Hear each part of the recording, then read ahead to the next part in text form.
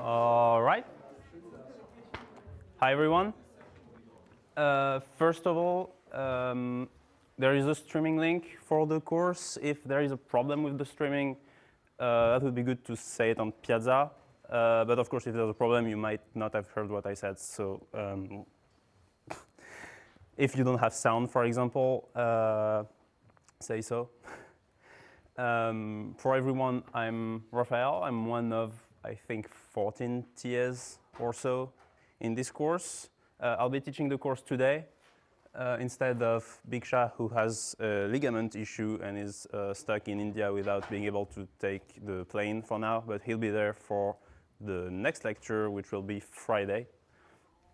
Another thing that's important to mention, I went home for the holidays. So that's France, if you hadn't noticed. And every time I get back, I have a terrible accent for a few weeks. So if you cannot understand something I say, just raise your hand and say so, because no problem with that. Or if you have a question about the course, of course, obviously. Or if I don't talk loud enough, because I don't have a speakerphone for today. So if you can't hear me, just say so. All right, so first lecture of the class. I'm just going to do a short recap of what you should already have seen in the logistics video.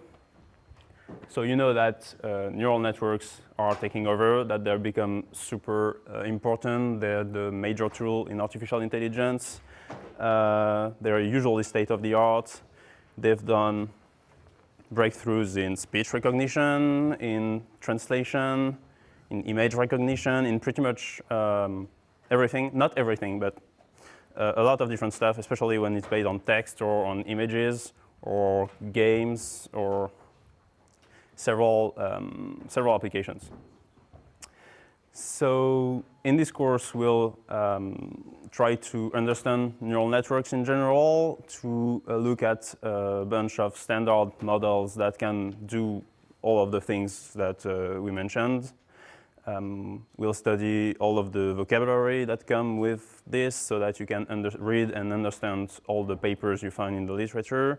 And most importantly, you're going to design neural nets in the homeworks and in the project. As for the logistics specifically, I'm not going to go back on it, on the most of it, because you have the video and you should all have seen it. And if I look at the views on the YouTube link, apparently you did all see it, or maybe some of you have seen it twice. I don't know. Please watch this video because the quiz will have questions about that too. So don't wait for like when it becomes relevant. Excuse me? Yeah. Could you be a little bit louder, please? Okay, thank you. The only thing I'm gonna go back on in the logistics are this. I'll go through the lecture with slides, but the actual slides that we will upload shortly after will have more information than what I'm going to talk about now, and you have to read all of these slides, the current slides and the hidden slides, to do the quiz that we will post next Friday after the second lecture. And maybe it will also have questions about stuff that we say out loud but are not like specifically in the written on the slide. So you have to look at the slides and watch the course. So you have seen that. I'm gonna go back very quickly. Yeah, it's a difficult course. You have a lot of work, but it's worth it because in the end you have become pretty good with neural nets. And you can even TA the course next semester. All right, so we can start directly. So what we're going to do today,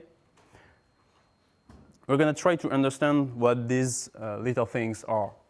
So we've seen these examples where you drew speech recognition. So you have a voice signal as the input, you have transcription as the output, and in the middle you have something called a neural network. So you'd like to know what this is. It's the same for like every other application. Image, text caption, in the middle, neural network. And you want to know what this thing is. So this thing is basically emulating human intelligence. So I guess you can, neural networks are a product of a long history of works of scientists or philosophers that have been trying to understand how the brain works and tried to design models to emulate this behavior. So it begins with the brain. Or actually it begins even earlier with this. So maybe you have seen this before. It's a very famous statue called The Thinker. The original was in Paris, but if you haven't seen it, you might have seen like a picture of it or a copy. There's one in San Francisco, there's a bunch. So it's depicting the thought process, basically. And there has been, this is supposed to be, you know who?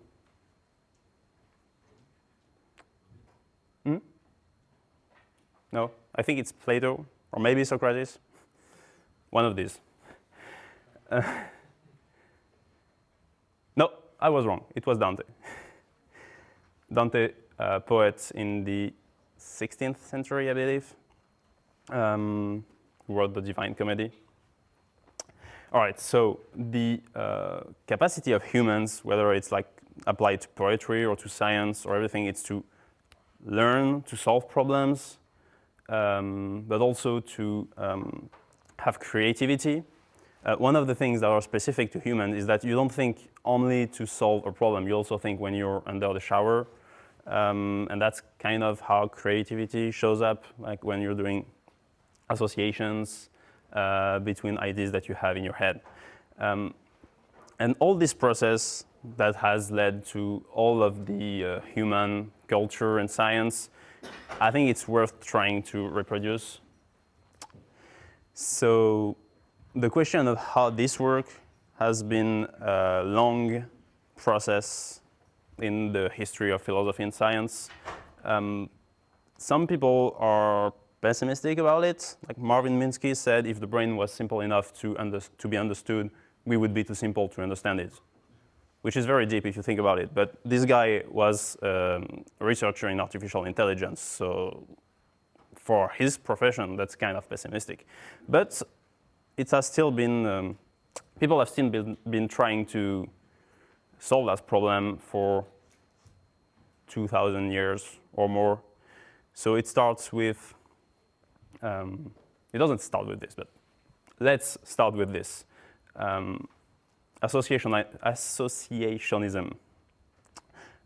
So that's basically the idea that human learns by associating events when they occur closely to one another. So that's the School of Athens with all of the Greek philosophers and other thinkers around. So you have Plato and Socrates in the middle.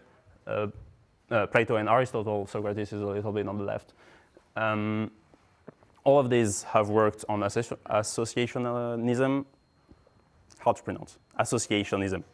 Pavlov too. I'm pretty sure you have heard of that. So Pavlov did all these experiences with dogs when you learn them, you give them food when you ring a bell, and then they learn to associate the sound of the bell with the presence of the food, and they get hungry and they hear the bell. So that's basically at the most fundamental level. That's how the brain works. Like you, for example, you know that lightning is generally followed by thunder because you have seen that all of your life.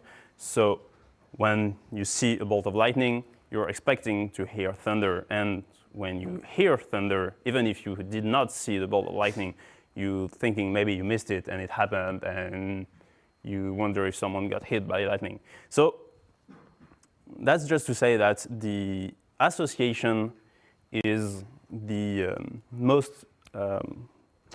smallest particle in the thought process. But the big question is not to know that we think with associations is to understand how they are stored and how we create them and try to formalize that with models of how the brain works. So that's going to lead us to the 19th century, where people tried to study the brain specifically, because in the mid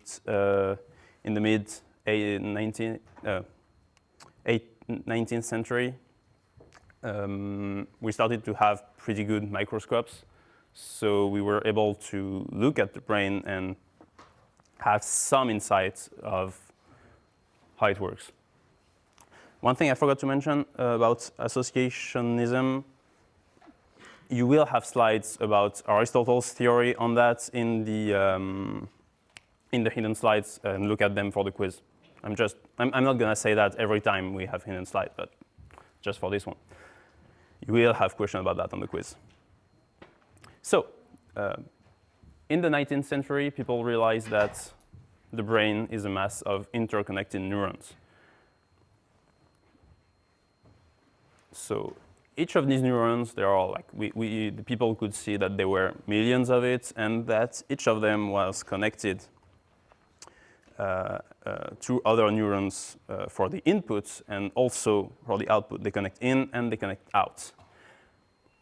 And that's how the theory of connectionism started.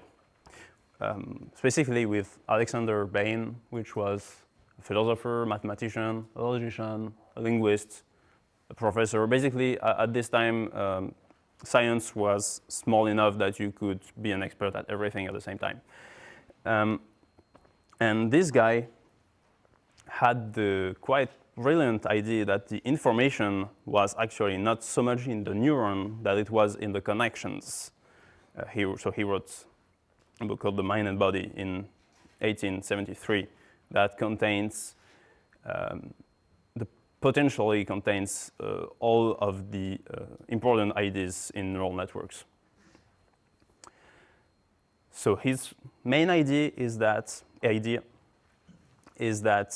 neurons excite and stimulate each other, and that basically based on the combination of inputs that get excited, you can have different outputs. So if you look at this figure, let's say A and B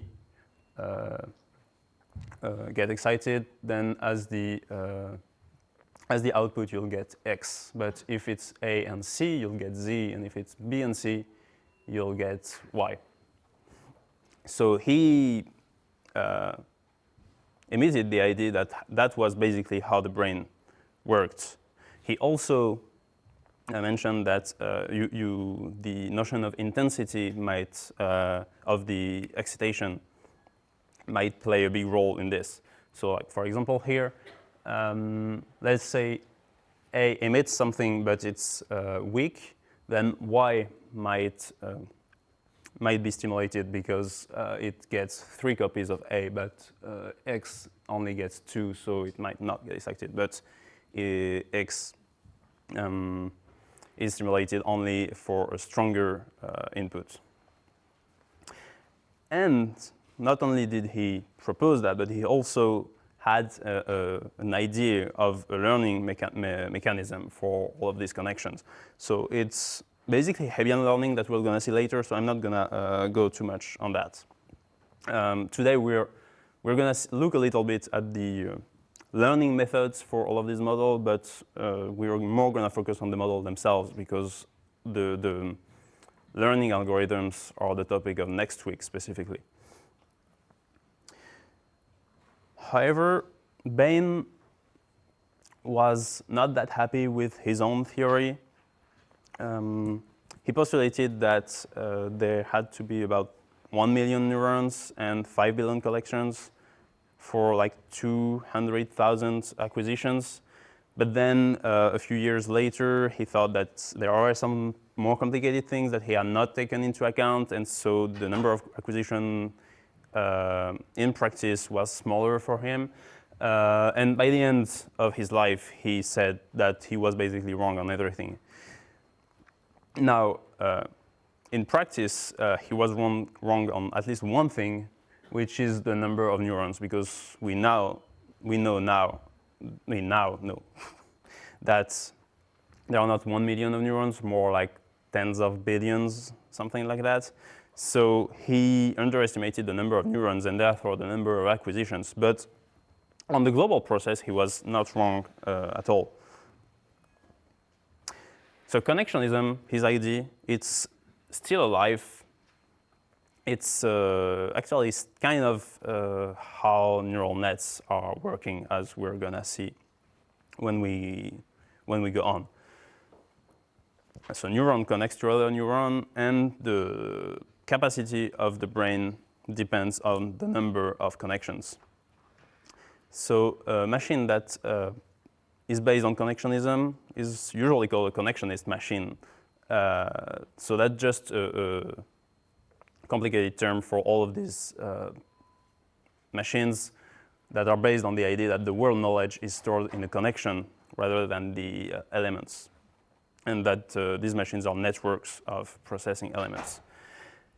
In that regard, they are very different from the machines that you are used to in the form of like computers. So these are called like von Neumann machines. I'm pretty sure you have seen that term before in computer science course, if you were in a computer science major, at least. So in these machines, like computers or others, you have like a processing unit, and separately you have a memory, and in the memory you have the program and you have the data. And if you change the program, you change the behavior. If you change the data, you also change the behavior. And between these two, you have an input you can write or you can read in the memory. A neural network, oppositely, is well, they're just one of it. The machine cannot change. You can change the data that you give in the input, but it corresponds to only one program. So it's you don't build connectionist machines because they're not flexible enough. But you emulate connectionist machines with computers, which is what you're all gonna do in the homeworks, for example. Did I forget something? Yeah. So, quick recap. So, neural networks have taken over most of artificial intelligence tasks. They started as like computational models for the brain that we have looked at a little bit. And we're going to keep looking at more advanced models until we reach modern neural networks. These models are based on associationism. At least they were in the early works many centuries ago. And more recently, the computational models are connectionist, which is sort of an extension for associationism. That also gives you like a little bit of intuition of how it works, like computationally speaking. And current neural network models are an instance of connectionist machines. So there are a lot of recaps like this in the slides, so that's the good moment to pause and ask if you have any questions. I might not be clear on everything, so don't mind asking me to repeat something. It's an interactive class. If not, you can also ask on Piazza if you want.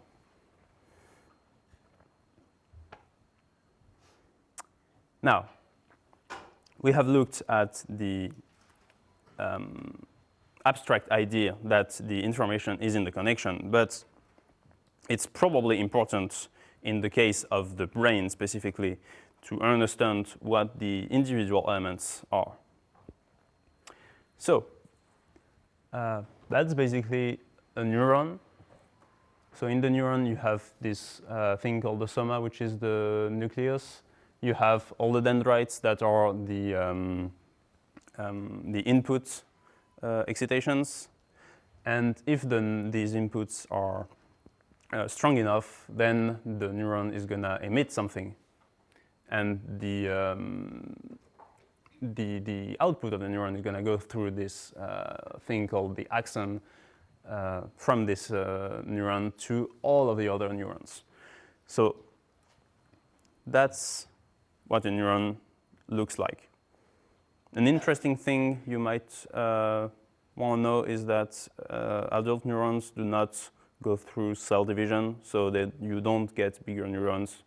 You only have neurons that die, and that's all. So that's a bit scary, especially if you're over 25. Now, we're going to see a more precise model of how this thing works, on which we're going to be able to finally do some concrete work of what we can do and not. So this model is called the McCullough and Pitts model. So you have two people who designed this. Ron McCullough was a neurophysician, and Walter Pitts is a hobo that came by his door one day when he was 19 years old. And they had a very, very long discussion. And the output of this discussion was the McCullough and Pitts model. So the way this model works is that's basically formalizing a neuron. So it's a mathematical model, but we can't really, strictly speaking, do the maths because these guys were brilliant and they created all their own math to do this. And it's you're going to have trouble finding one person alive today that's able to completely understand this model. But we can at least talk a little bit about it. So the way it works, the synaptic model idea is that you have an excitatory synapse that transmits weight input to the neuron. So the neuron is going to fire if it has at least two inputs going on. So let's say the neuron, yeah, that's not clear for now. It's going to be clear in the next slide. But let's just say for now that if the excitatory synapse has an input, then the neuron is going to fire. But there's also an inhibitory synapse, and if there's an input in this synapse, then the neuron is cancelled. It's never firing. That's a little hard to understand with just this one figure, so I'm just going to go through the next slide.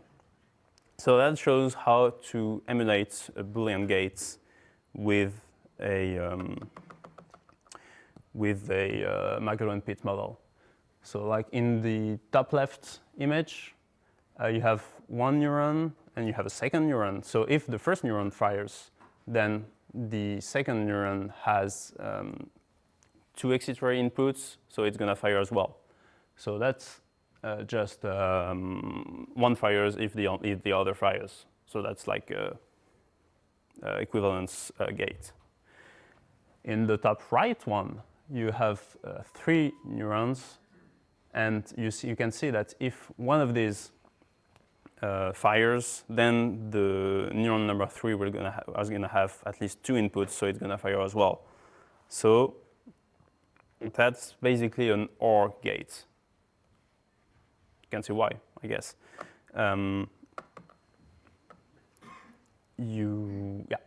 So if you have, the thing to remember is that if you have at least two inputs, then the neuron fires.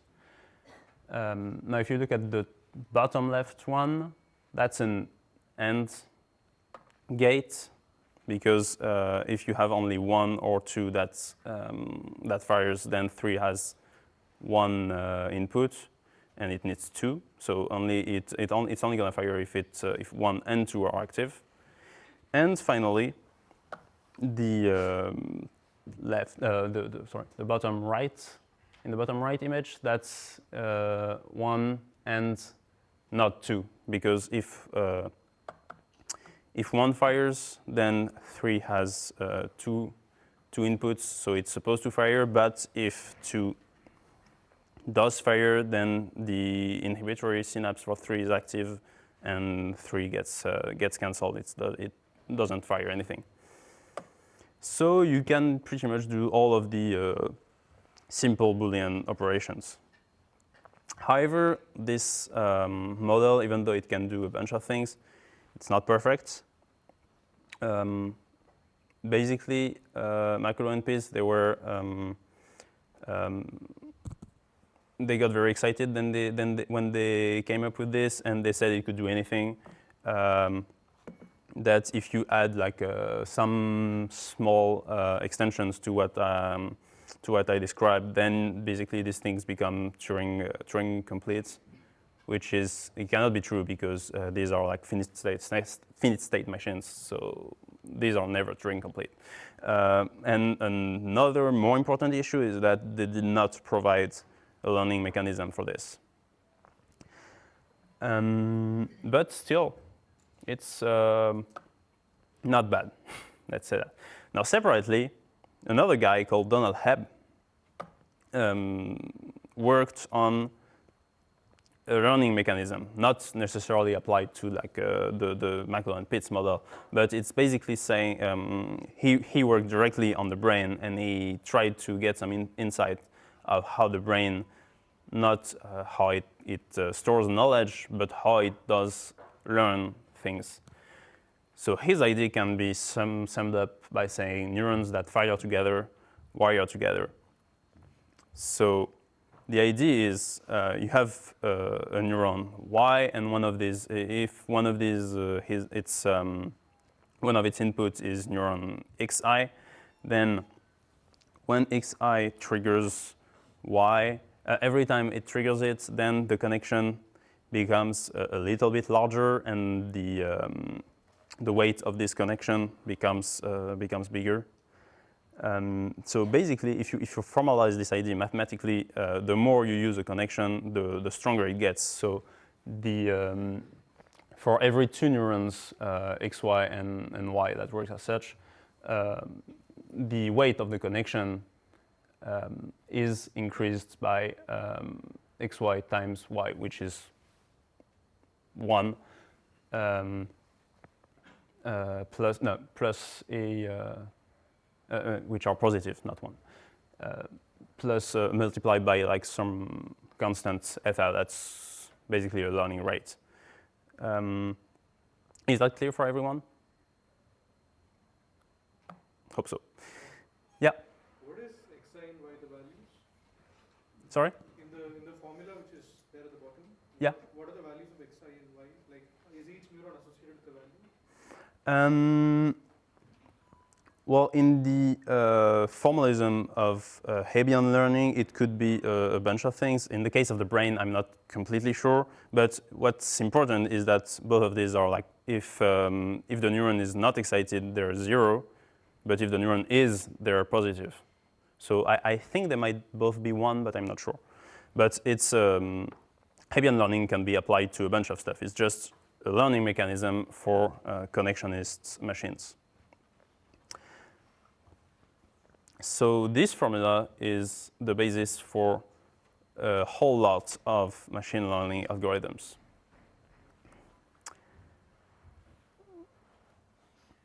It does have a few problems, though. If you've done some machine learning before, you might have seen this coming. So it's unstable, for starters, because there is no reduction. Like we said, when connection is used, then the weight becomes bigger, but it never gets smaller. So the connections can only get stronger and stronger and enforce themselves. So that's one of the problems. There are a bunch others. For example, the fact that there is no competition between different neurons. So you can, from a starting state, you can go in very weird directions if you apply raw Hebbian learning. But there are extensions on this, like Sanger's rule, that make it a little bit better. But the biggest the most important extension that we can talk about in this regard is the one that Rosenblatt came up with, which you might have heard of before. It's called the perceptron, and it's considered as like being the main block with which you build neural networks. So Rosenblatt was like a psychologist and a logician, and he did some research on like models that emulate the brain that was funded by the Navy somewhere in the 20th century, mid 20th century. So his model, the perceptron, looks like this. So you have all of these inputs. Each input has a weight. You sum you multiply the inputs by the weight. You sum all of this, and if it's above some threshold, then you fire the output. So that's again, that's a model for connectionist machines, but this one is very different from like the ones we've seen before, and it did like a lot of noise at the. I mean, people were extremely excited by this idea. So like, the New York Times said he considered that it was, I quote, the embryo of an electronic computer that we expect to walk, talk, see, write, reproduce itself, and be conscious of its existence. So basically, they thought this was Skynet, I guess, which it wasn't, let's be honest. But then again, there's kind of some truth in it, in the sense that the perceptron is the ancestor of neural nets, the direct ancestor. Now, there is a little bit more than just the model, because Rosenblatt also gave the learning algorithm for the perceptron. Again, we're not spending too much time on the learning algorithms for now, because next week we will. But the basic idea is that you're gonna compare the actual output with some desired outputs, and you're gonna increase the weight by the difference. So he proved that this algorithm is gonna converge, and he also proved that the perceptron is able to emulate a lot of Boolean tasks, like the McCullough and Pitts model. So let's look at some examples. So if you look at the top left example, so you have two inputs, x and y, each of whom has a weight of 1, and the threshold is 2. So that means x is 1 if it fires and 0 if it doesn't. So if you addition both of these, you see that it can only be bigger than 2 if x and y are equal to 1. So this perceptron is equivalent to an AND gate.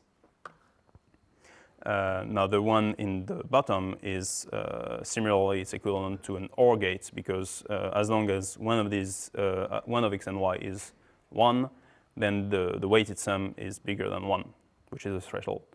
And the one on the top is the NOT gate, clearly as well. I hope these are clear. Yeah?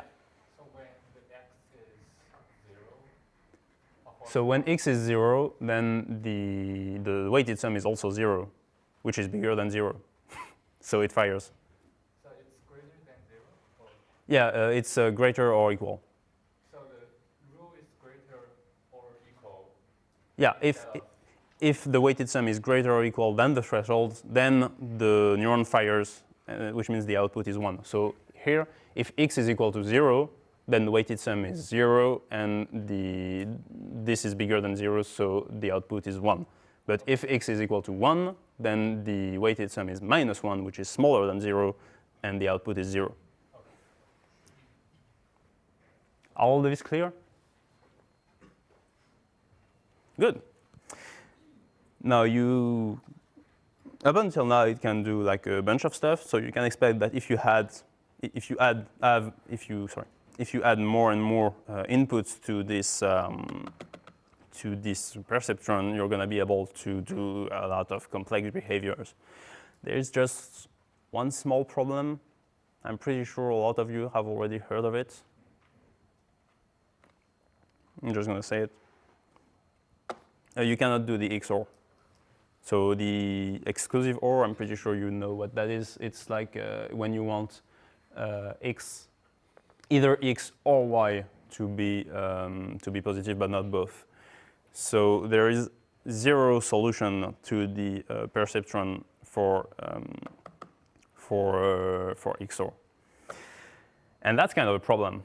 And actually, in practice, it was an extremely big problem because when Minsky and Papert proved that in 1968, the Navy, which was super excited about the perceptron, they removed all of their funding, and that's how in the 70s no one worked on neural nets because there was no money for it.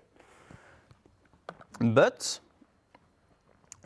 most people missed something from Minsky and Papert's work, because they didn't only say that an individual perceptron is too weak to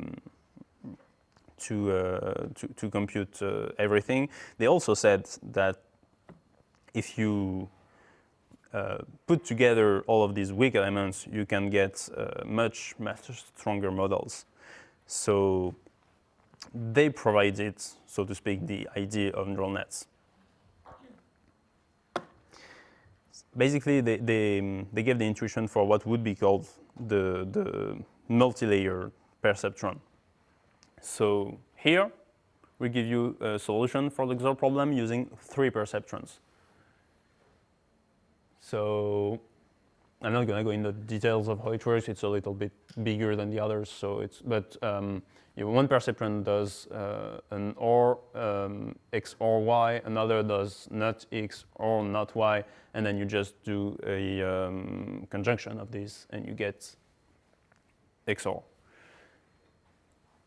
So the thing in the middle is, in the neural network terminology, it's called the hidden layer.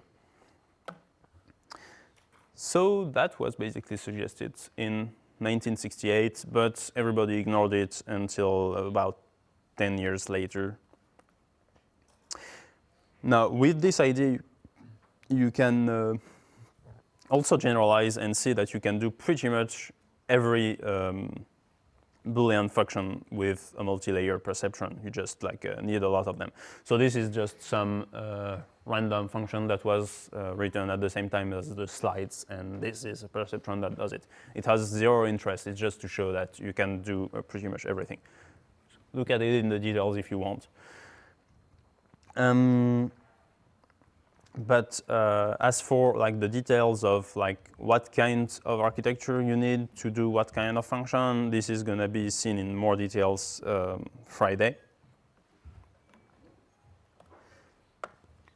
Now, story so far. So neural network begin as computational model of the brains. There are connectionist machines. McCullough and Pitts gave a model where neurons are Boolean threshold units, but they are learning rule. Separately, Donald Hebb comes up with a learning rule, which has the problem of being unstable. And then Rosenblatt sees all of this, and he comes up with the perceptron. But the perceptron in itself is too weak to do everything. But if you put a lot of perceptrons together, they can do a lot of things. Questions at this point? Okay, good. I believe we will be done long before the 10:20, so if you have questions, don't hesitate. If not, well, you'll be free sooner, so good for you. Now, we've seen work with Boolean functions, and we said, oh yeah, these models that modelize the brain, they can do all of the Boolean Gates which is great, but there is just a tiny problem, which is the brain is not like a Boolean Gates. It doesn't work like that. It does have, the output can be Boolean. Like for example, if you do like image recognition, ask you, is this a pen? Then you have a thought process, and the output is like either yes or no. So that's basically a Boolean output. But the input is in no way Boolean. It's like an image that comes through your eyes. So the image is inherently, it's like a real valued vectorial input. So the good thing is the perceptron can also work with real inputs. If you look at the way it works and the formula, up until now we've considered that the inputs, the xi, were like 1 or 0 for like true or false.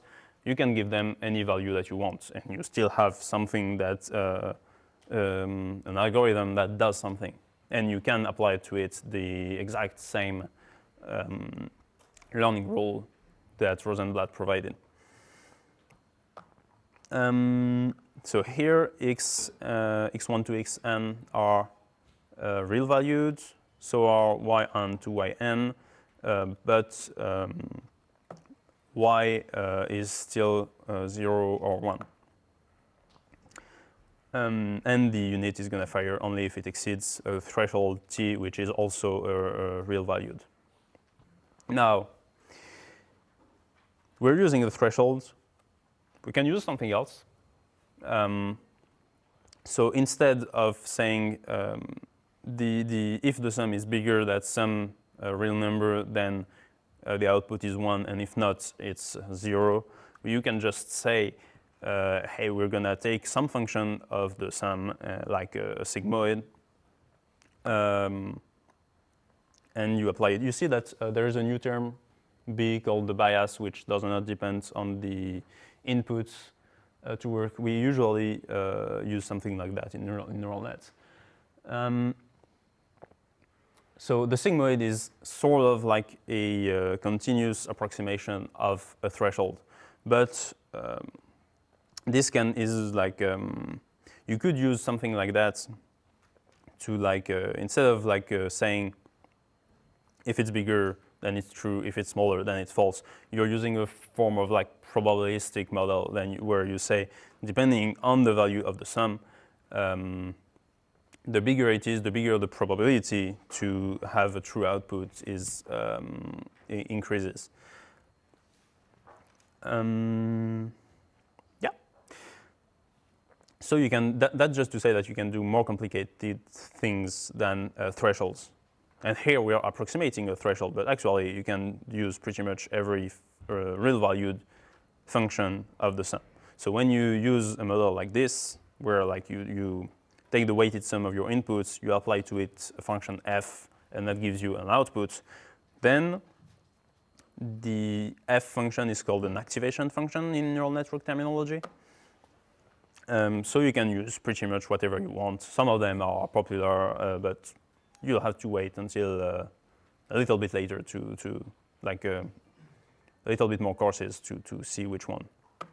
Now, I'm just gonna stop for a while right here because this is an important step. Up until now, I've been saying we've been looking at different models and saying, yeah, this holds like some of the ideas for neural nets. Neural nets are basically like this.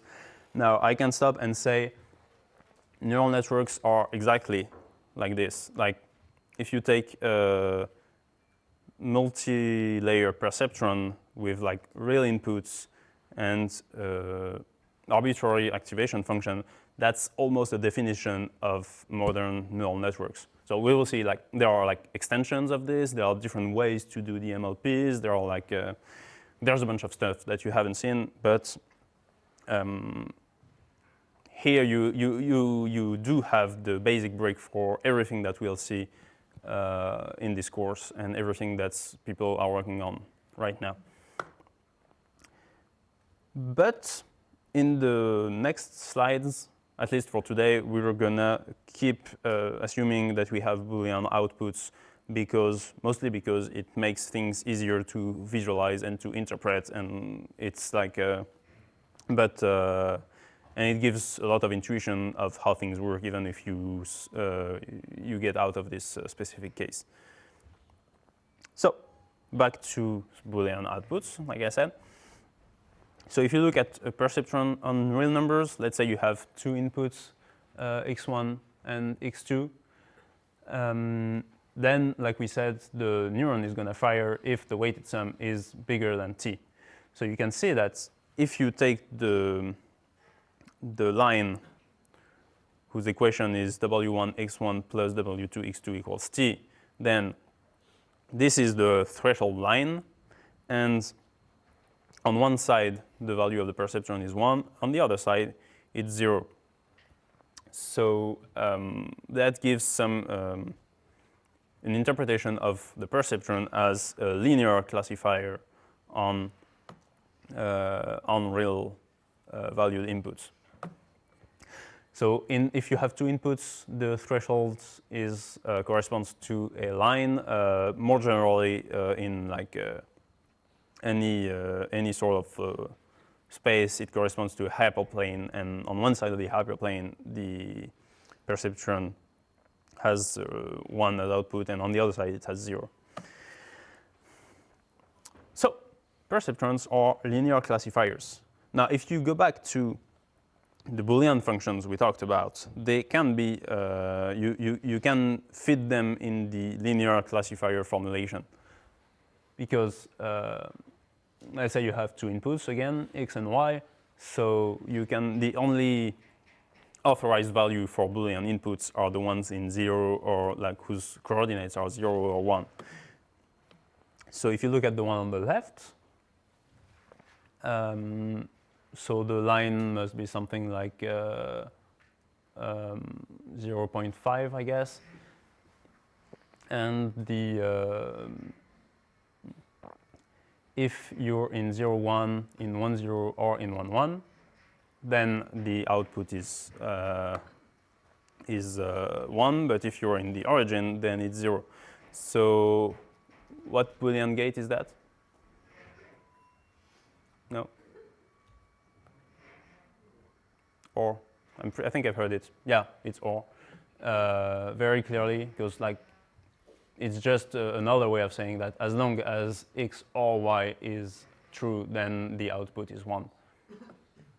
So the one in the middle is and, yeah, and the one on the right, not y. Yeah, correct. So this is just like we're not really saying anything new here, but it's just another way to look at what we have already seen before. This also gives a very clear reason why the perceptron cannot do XOR if you ever wondered, because we said it couldn't, and Minsky proved it, but now it's very clear, because just try to picture it in your head, but you cannot have like a linear classifier where 0, 1 and 1, 0 are on one side and 0, 0 and 1, 1 on the other. It's just not possible. You could prove it. It's very easy. Now, we've done all this. So that's just with one real perceptron. Now, how complicated can you get? Like if you want to do something like that. So you want something in the middle of this polygon to be 1, and everywhere outside, you want it to be 0. You think you can do that? No. Can someone say yes?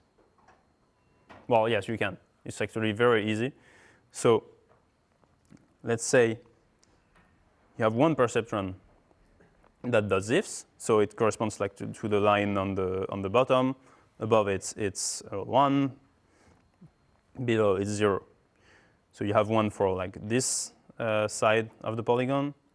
You have one for this side. You have one for this side, etc. And if you want something to fire only in the middle of the polygon, what you need is to add something corresponding to an end. So like this. If you look at the sum, the weighted sum of, not even the weighted sum actually, just the sum with weight 1 of all of these simple perceptrons, then in the middle it's 5, and everywhere else it's lower than 5. So you just, with threshold 5, you get something corresponding to an AND gate, and that gives you the perceptron the multi-layer perceptron corresponding to the polygon. Now you can do that. If you add some OR perceptrons to the mix, you can also do like things more complicated than just one polygon. You can do like 2 polygons, and you can even do pretty much everything you want. So you just to do something like that, you just have to like divide all these figures into several convex thingies and do a disjunction on all of these. Now, how complex can you get? We'll see more in the next class with the professor. But spoiler alert, you can go as far as you want, basically. Now, all of these perceptrons that work with like decision boundaries, they are basically all you need to do a classification problem. So let's say you have something in like the MNIST dataset that you might have crossed before. It's a very popular and very easy dataset of digits that you're trying to recognize. So let's say you're trying to recognize, let's say you're trying to recognize 2s. So these are 28 by 28 images. So you can also see them as like real valued inputs with 784 dimensions. Now, in this very big space, which is not that big actually, but it's bigger than what we've seen up until now. Well, in this space, you have some regions that correspond to a 2 and some regions that don't. So all you want to do is make a perceptron whose decision boundary corresponds to the 2 region. That's like if you were to project it in like 2 dimensions, might be something like that.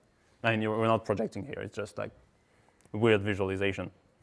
There's no good way to project that in 2 dimensions. So basically, we have, so to speak, solved the classification problem with multi-layer perceptron. They can do it. So they can classify revalued inputs. Story so far. So multi-layer perceptrons are connectionist computational models. They can model Boolean functions, and they can model Boolean machines, which means Boolean functions for the output. Oh, that's painful. Over linear boundaries and real valued inputs. So they can represent arbitrary decision boundaries, and they can be used to classify data. Questions? No. Okay. Now, what about continuous valued outputs? Because we like we said before, we're getting out of the threshold formalization, and like actually no, wait a second, we're not getting out of the threshold thing. So, but let's just say you want to have a continuous valued output. So, like you want to like use the perceptron to modelize a function like this, so that if you're on one of the points of this 2-dimensional space, then the output of the perceptron is going to correspond to the value of this function. That's what you want. So even with threshold perceptron, you can actually do that. And the reason you can do that is that let's say we are in like a one-dimensional output to make things easier. With 3 perceptrons, you can do a square pulse like this. Like you have perceptron 1 has like a threshold T1, perceptron 2 has a threshold T2 that's bigger than T1, and you combine all these perceptron in another one with weights 1 and -1. And what you get is a function that is going to be 0 if you're lower than T1, 0 if you're bigger than T2, and 1 if you're in the middle. So exactly what a square pulse is. And the good thing is, if you add like enough of this, and you have like a threshold that are like close to each other, you can approximate pretty much every function, at least like a very, very, very big class of functions, bigger than whatever you can think of.